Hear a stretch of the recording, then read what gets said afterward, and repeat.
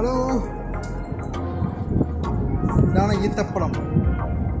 അതായത് തമിഴിൽ പെരച്ചപ്പഴം சொல்லுவாங்க, മലയാളത്തിൽ ഈത്തപ്പഴം, இங்கிலீஷில் லைம் டைஸ்.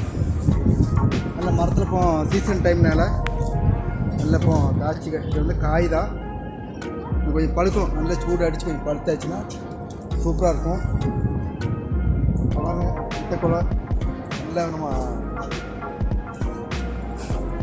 யாருக்குன்னா ஈத்தப்பழம் ரொம்ப பிடிக்குமோ கமெண்டில் போடுங்க. எனக்கு ரொம்ப பிடிக்கும். அதனால் இந்த மாதிரி யாருக்கும் கொத்து கிடச்சிதுன்னா கமெண்டில் போடுங்க.